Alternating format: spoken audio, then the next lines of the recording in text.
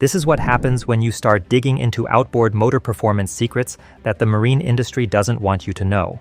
Some of these tricks are forbidden by your warranty, others are forbidden by federal law, and a few of them are just forbidden knowledge that dealers and mechanics keep to themselves. The outboard motor industry guards significant performance secrets. From ECU detuning practices that artificially limit your horsepower to thermostat myths that can actually destroy your engine, there's a lot of misinformation out there mixed with legitimate techniques that work. So which modifications are worth the risk and which ones will leave you stranded? And why do some $50,000 boats come from the factory with the wrong propeller? Stay until the end, because the last trick on this list is something every boat owner can do for free. Let's start with the most controversial trick on this list, and arguably the most forbidden of them all. Trick number 1. ECU remapping, modern fuel-injected outboards from 2005 and later store calibrations in their electronic control units that manage everything from fuel injection timing to ignition advance curves to RPM limiters. And here's the dirty little secret the industry doesn't advertise. Many of these engines are electronically detuned versions of higher horsepower motors. The same physical engine block, the same internal components. The difference is just software. Several aftermarket tuners have cracked these systems, and the gains they're documenting are significant. Gilliman Innovations offers Yamaha upgrades that transform an F50 into a 75 horsepower motor. That's 25 additional horsepower for around $700. Their F60 can also become a 75. The F70 jumps to 85 horsepower. And get this, the 75 horsepower 1.8-liter Yamaha can be tuned all the way up to 120 horsepower. That's a 45 horsepower increase from the same engine. Over in Australia, Nispro Marine develops their tunes on in-house vertical marine dynos, and they claim gains of up to 75 horsepower on single engines. But here's what I respect about their approach. They specifically state that they do not tune to the limits of the engine, they optimize existing performance without impacting reliability. That's an important distinction. Now, if you're a Mercury owner, I have some bad news. The major tuners have stopped offering Mercury ECU work entirely. Forum reports indicate that Mercury has completely locked down their ECU tuning. One Mercury representative allegedly stated the company would make new ECUs pretty tamper-proof. The engine control modules are serial number encoded with proprietary software, and between EPA enforcement and copyright concerns, the aftermarket tuning community has largely walked away from Mercury. For those of you running older two-stroke Yamahas, there's something called the gray wire mod. Disconnecting a specific wire removes the rev limiter on certain older models. CDI Electronics still sells no rev limiter power packs for compatible motors, running around $150 to $200. But here's the catch with all ECU modifications, and this is critical. Flash counters record every modification. Even if you revert to stock before bringing your motor in for service, the digital traces remain. Dealer scan tools detect reprogramming history. There's a documented case of a 2014 Jeep that had a tune installed for less than 1,000 miles, then removed for 15,000 miles. When the owner needed warranty work, it was denied because the ECU showed previous modification. The warranty implications are clear across all manufacturers. Yamaha explicitly excludes modification of original parts. Mercury states that use of an accessory or part not manufactured, sold, or tested by Mercury Marine voids warranty for related damage. And racing use at any point, even by a prior owner, voids the warranty entirely.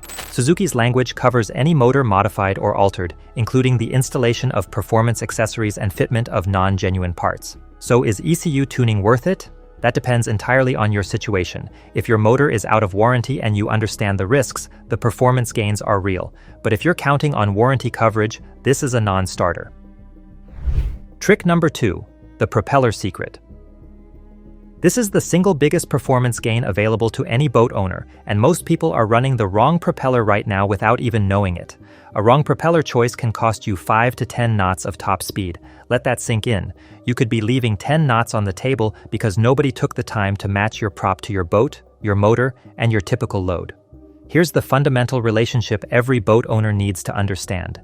Each inch of pitch change equals approximately 150 to 200 RPM at wide open throttle. The golden rule is simple. Your motor should reach the mid-range of the manufacturer's wide open throttle RPM range. If your engine is rated for 5,000 to 5,800 RPM, you want to be hitting around 5,400 RPM with your typical load trimmed out. If you're over-revving, you need more pitch. If you can't reach proper RPM, you need less pitch. This is basic stuff, but I guarantee you that half the boats on any given lake are propped incorrectly. Now let's talk about blade count because this is where it gets interesting. Boat Test did extensive testing on a 28-foot 2-inch RIB with a Suzuki 300 horsepower motor. Their findings confirmed that 3-blade props provided quicker acceleration than all 4-blade props tested, with 1 to 2 miles per hour higher top speed than same pitch 4-blade options. The trade-offs break down like this. 3-blade propellers give you the highest top speed. 4-blade props are 1 to 3 miles per hour slower on top, but offer better hole shot. They also drop your RPM by 50 to 150 compared to a 3-blade.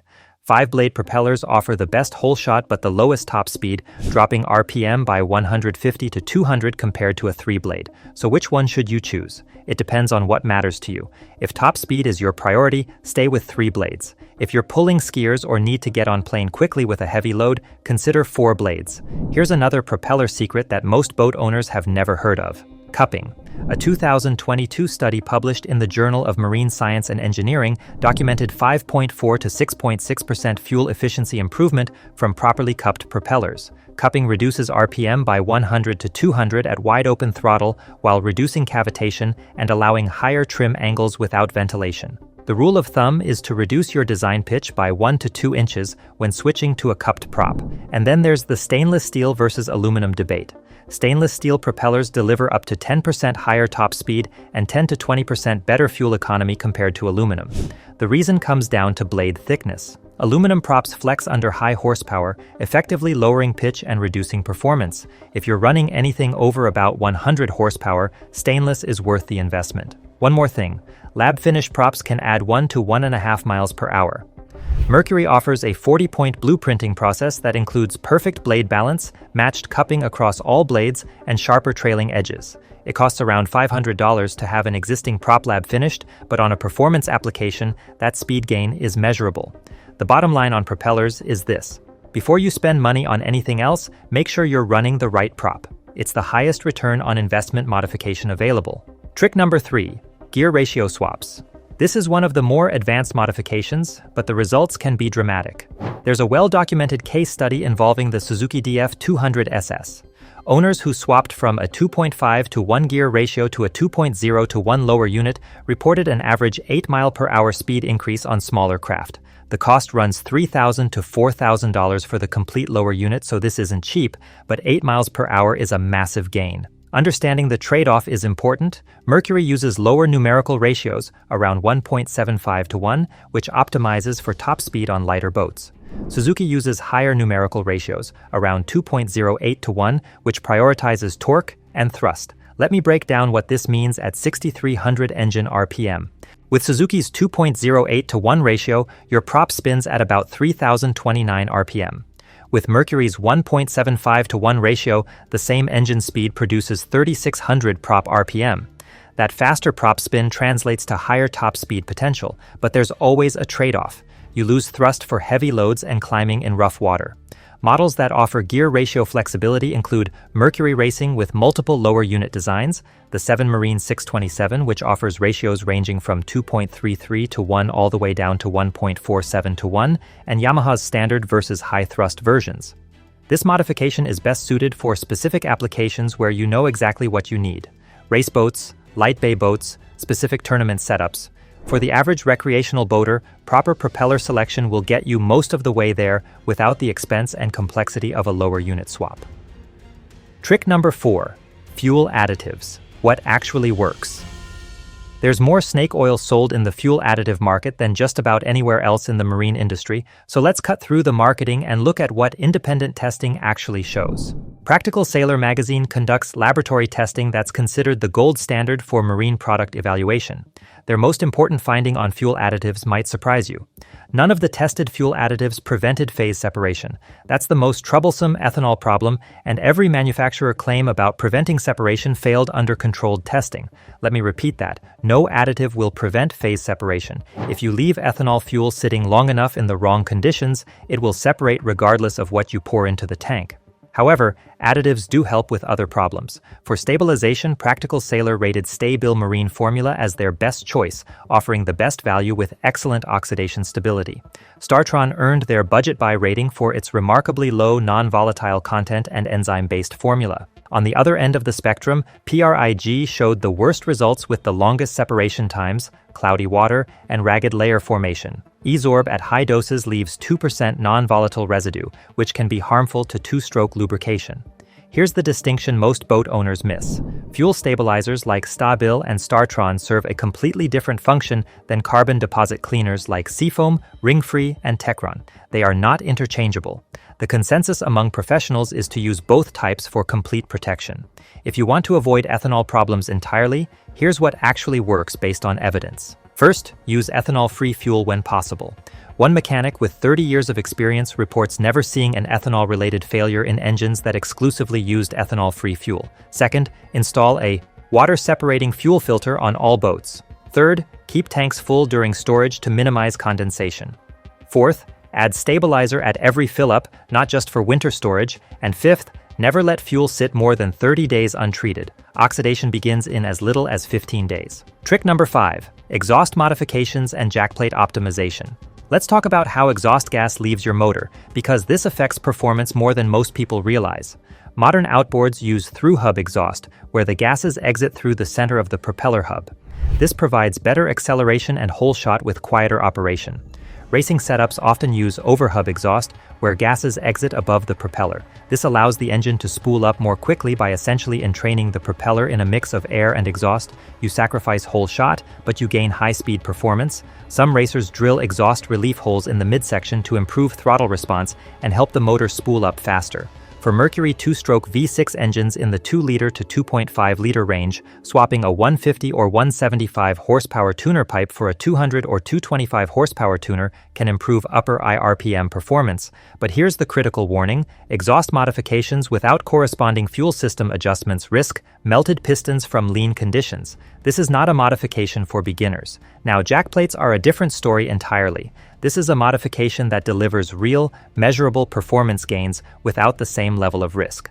A jackplate allows you to raise your motor higher out of the water, reducing lower unit drag. Sportsman Boats data shows a 1 to 2 mile per hour increase just from raising the motor. With proper setup on boats that benefit from the modification, 3 to 5 mile per hour gains are possible, along with improved fuel economy at cruising speeds. Bob's Machine Shop offers setbacks ranging from 4 to 14 inches, hydraulic lift of 7.5 inches, and motor weight capacity up to 625 pounds. Full drop time runs under 7 seconds. Prices range from $125 to $350 for manual jackplates and $800 to $1,500 for hydraulic models. The critical warning with jackplates is this: raising the motor too high causes overheating from insufficient water pickup. A water pressure gauge is strongly recommended when using jackplates aggressively. You need to know when you're pushing the limits.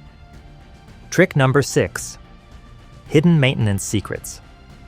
These are the things dealers and mechanics know but don't always share with customers. Some of these will make you money, some of them will save your engine, and one of them can triple your motor's lifespan. Let's start with break-in procedure, because the ECU is watching everything you do. The computer stores your throttle patterns during initial hours of operation. Born Again. Boating, which is a professional marine mechanic channel with a solid reputation, reports that engines run hard from day one average 2,000 hours of lifespan. Engines that were properly broken in reach 6,000 hours or more. That's 3 times the life expectancy based solely on how the motor was treated during its first few hours. The 20-hour service oil change is critical. That initial oil contains debris and contaminants from manufacturing and initial wear. Letting it circulate too long can wear rings and scratch internal surfaces. Here's the correct break-in method: variable RPM operation with brief, wide-open throttle bursts of 1 minute maximum every 10 minutes during the first 2 hours. Then, normal operation for the next 8 hours, avoiding continuous wide-open throttle for more than 5 minutes at a time. Now let's talk about one of the most persistent myths in outboard performance: thermostat removal. Some people claim removing the thermostat improves cooling and allows for higher continuous output. This is wrong, and it will destroy your engine over time. Thermostats do more than regulate temperature. They maintain water pressure in the block for proper heat transfer. They enable complete fuel combustion. Without a thermostat, condensation forms when hot oil meets cold internal surfaces. Water accumulates in the crankcase oil. Internal corrosion follows. The engine might run fine for a season or two, then fail catastrophically. Leave your thermostat alone. Here's another secret that applies specifically to people who do a lot of trolling. There's a synthetic oil warning you need to know about. Trade a Boat published this finding: if an engine is subjected to extensive trolling or low-speed operation, fully synthetic oils can glaze the cylinder walls, leading to excessive blowby of combustion gases past the piston rings. The solution is to use semi-synthetic oil for trolling-heavy applications instead of full synthetic. For oil viscosity optimization, here's the breakdown by condition. Temperate climate, use 10W30. Tropical or hot climate, Mercury's primary recommendation is 25W40. Cold weather starting calls for 10W30. High performance or supercharged applications need 25W50. Heavy trolling applications do best with 10W40. One more thing about lower unit gear oil. There's a GL rating secret that can save you from expensive repairs. GL5 additives can damage brass and bronze yellow metals in units that specify GL4. Check your manual before using higher rated gear oils. Using the wrong specification can eat away at components that are expensive to replace. Trick number 7: ignition timing and spark plug optimization. This one is primarily for two-stroke owners, particularly those running older carbureted motors or racing applications. Modern four-stroke EFI motors manage timing automatically, but if you're running a classic two-stroke, there are gains available. Buckshot Racing publishes timing specifications for racing two-strokes. Mercury V6 engines produce best performance at 25 to 27 degrees before top dead center. OMC V6 and V8 motors perform best at 14 to 16 degrees before top dead center. Drag racing applications can run 28 to 30 degrees, but this requires race fuel and very close monitoring. Understanding what timing does matters here. Advancing timing increases high-end power but reduces low-end torque. Too much advance causes pre-ignition, detonation, and severe engine damage. Optimal combustion produces maximum cylinder pressure approximately 20 degrees after top dead center. Spark plug gap also affects performance. Larger gaps produce bigger sparks but stress the ignition system and can cause misfires at high RPM. Standard outboard gaps run 0.030 inches, which is about 0.76 millimeters. Some mechanics run 0.040 inches for improved idle quality. High compression engines may require smaller gaps, typically 0.020 to 0.032 inches. Here's a diagnostic technique that old-school mechanics use. Reading your spark plugs reveals engine condition. A light tan or gray insulator indicates optimal mixture. White or blistered insulator means the engine is running hot, which is dangerous. Black or sooty deposits indicate too cold a plug or too rich a mixture. And here's the specific detail that tells you everything is dialed in. A black mixture ring approximately 1/10 of an inch from the porcelain bottom ledge indicates optimal fuel mixture. Trick number 8: weight reduction and trim optimization. I saved this one for last because it's the trick that costs nothing and works on every boat. Weight affects performance more than most people realize. Testing data shows approximately 1 mile per hour loss for every 100 pounds of added weight, though this varies by hull design. Racing publications report that every 100 pounds is worth approximately 4 miles per hour in race boats. You can also figure roughly 1% efficiency gain for every 100 pounds removed. Here's something most people don't consider. Forward weight affects speed more than rear weight. Boats carry stern weight more efficiently, so if you're going to add gear, keep it toward the back. If you're looking to remove weight, prioritize anything stored in the bow, but the real free performance comes from proper trim optimization. Most boat owners never learn how to properly trim their motor. Here's the technique. Start by trimming out until the bow rises and you reduce the wetted surface area of the hull. At wide open throttle, continue trimming out until RPM increases but speed stops increasing. That point, where the tachometer is still climbing but your GPS speed plateaus, is your optimal trim setting. Mercury's active trim system automates this process using GPS speed data, but you can do it manually with any motor that has power trim. For anti-ventilation plate positioning, Mercury recommends 0 to 1 inch below the hull for normal operation and 1 to 4 inches below hull at speeds between 50 and 80 miles per hour. The racing technique is to raise the plate until ventilation occurs, then lower it slightly. That finds the optimal position for maximum speed, but be warned, running the motor too high risks overheating from insufficient water pickup. The trim gains are real. Combined with attention to weight distribution, you can pick up meaningful speed without spending $1. Before we wrap up, we need to talk about what happens when forbidden actually means forbidden by law. EPA penalties for emissions tampering are substantial. Civil penalties reach $4,500 to $4,800 per event for individuals. For manufacturers, it's up to $48,000 per non-compliant engine. Criminal prosecution is possible for knowing violations. Between 2020 and 2023, the EPA resolved 172 civil enforcement cases with penalties totaling $55.5 million. The Cobb Tuning Consent Decree from 2024 established important precedent for the automotive tuning industry. The company was prohibited from manufacturing, selling, or installing products that bypass emissions controls. They were required to push software updates removing delete features, and they were banned from transferring intellectual property for defeat devices. Now, the Magnuson-Moss Warranty Act from 1975 does provide some protection. It prevents manufacturers from automatically voiding warranties for aftermarket parts. They have to prove the part caused the failure. However, this protection does not extend to modifications that alter emission systems, and manufacturers routinely deny coverage for performance modifications regardless. Insurance typically excludes modification-related claims as well. Most policies exclude damage resulting from modifications not approved by the manufacturer. Racing or competitive use typically voids coverage entirely. And don't forget about noise regulations. California limits boat noise to 88 decibels for post-93 engines and 75 decibels at the shoreline. Minnesota restricts you to 84 decibels at a 50-foot pass-by. Ohio allows 90 decibels at 3 feet, with violations carrying fines from $100 to $1,000 and up to 6 months in jail. So, where does all this leave you? The most powerful insight from this research comes from professional racers who understand engine limits better than anyone. Their advice is simple: do not modify your engines. Run them the way the manufacturer makes them. Every time you modify for 2 or 3 miles per hour, you'll lose reliability, but that's the racing perspective, where engines get rebuilt constantly anyway. For the average boat owner, the picture is more nuanced. The modifications with the best risk-reward ratio are these. First, proper propeller selection offers 5 to 10 knot potential gains with no warranty issues whatsoever. Second, jackplate installation runs $800 to $1,500 with measurable speed gains while maintaining warranty. Third, correct trim optimization is completely free and delivers significant efficiency improvements. Fourth, quality fuel stabilizer and a water-separating filter prevent costly fuel system damage. And fifth, following proper break-in and maintenance intervals can literally double or triple your engine's lifespan.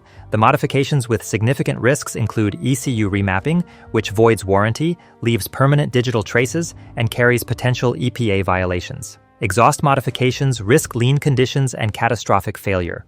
Thermostat removal destroys engines over the long term, and ignition timing changes beyond factory specifications risk detonation damage. The outboard performance community exists because manufacturers deliberately limit engines for product segmentation, regulatory compliance, and liability management. Your motor might have more potential than the number on the cowling suggests. Understanding these limitations and the real consequences of bypassing them empowers you to make informed decisions. That's where factory settings end and personal responsibility begins. If this video helped you understand your outboard better, hit that subscribe button. We cover the marine industry stories that nobody else is talking about. Drop a comment below and let me know which of these tricks you've tried or which ones you're thinking about. I'll see you in the next one.